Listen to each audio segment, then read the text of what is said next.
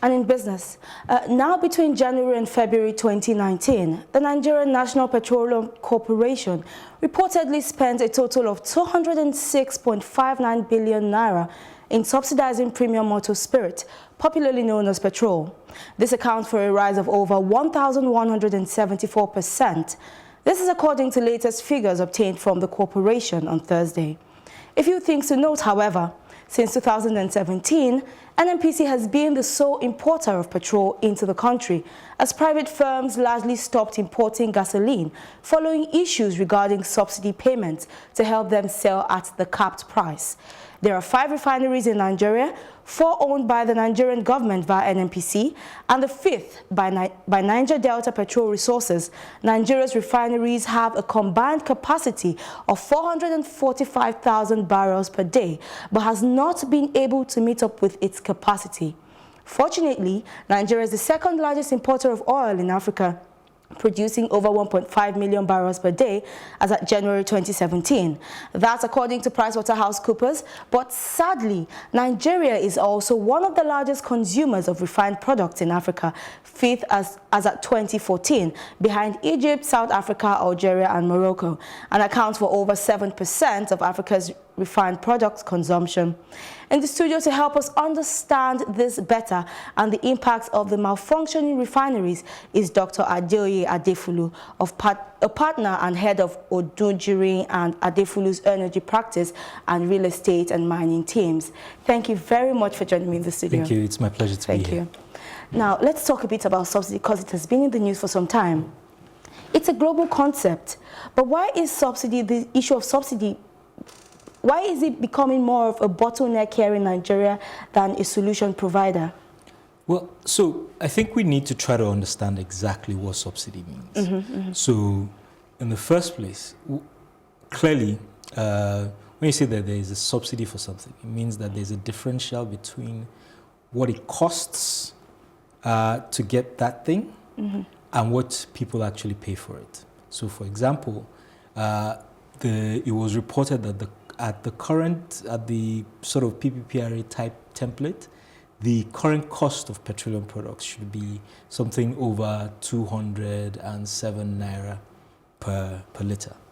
And that implies that there is a subsidy of about 62 naira for every liter.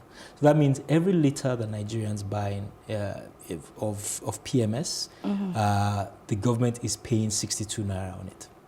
And of course, if the government is doing that, and depending on your capacity for consumption of petroleum, it means that this subsidy builds up significantly. I mean, you mentioned in the opening that we're paying about 206 billion, was it? For 206.59 billion within January and February. And that's a month, maximum 2 months.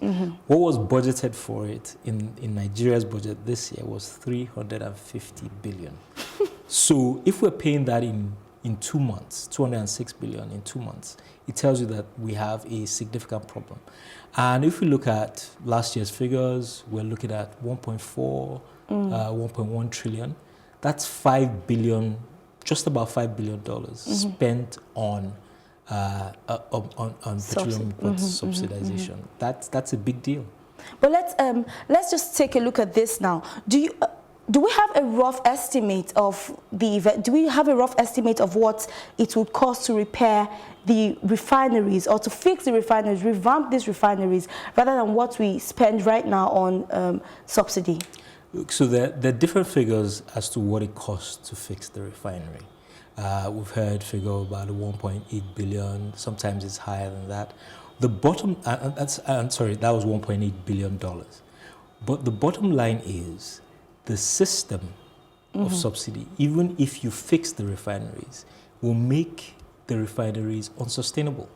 So you fix the refineries, you then start selling petroleum products at less than the value of the petroleum products. Well, what that means is that the money that is required to maintain those refineries, to keep them in the state that they are running continuously, well, that money is not going to be provided. And so really, for me, we've got to ask ourselves a philosophical question in Nigeria, and do we want to continue to subsidize consumption, or do we want to use that money for other things? To put it in context, when we budgeted, the money spent on petroleum subsidies is about 50% of the revenue that is earned, or more than 50% of the revenue earned by the Nigerian government.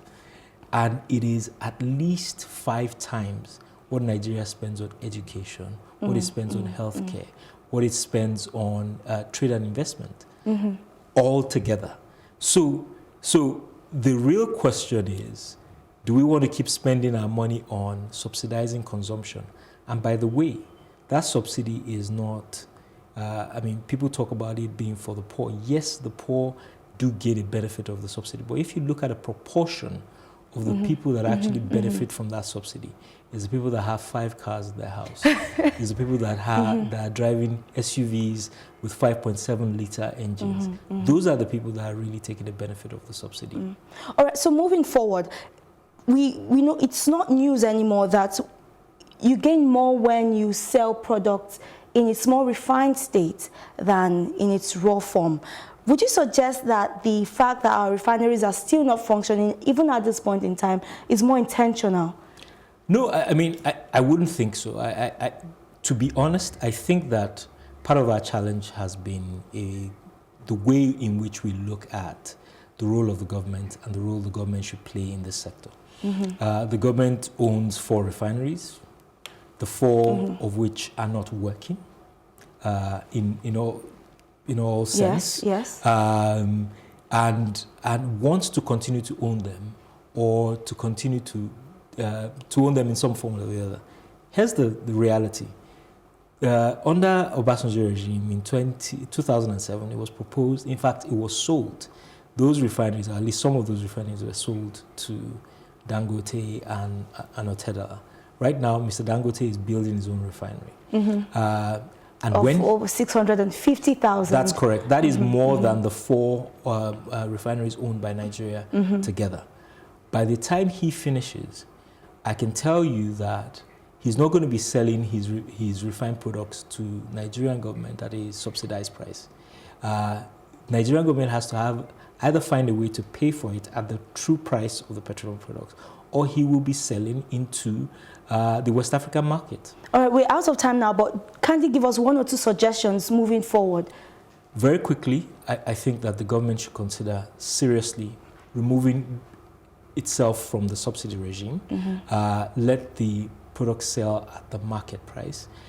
It should also consider privatizing the refineries, at least owning less of a percentage in the refineries than it currently does. I think those 2 areas, let the government focus on that. All right, thank you very much. It's always a pleasure having you in the studio.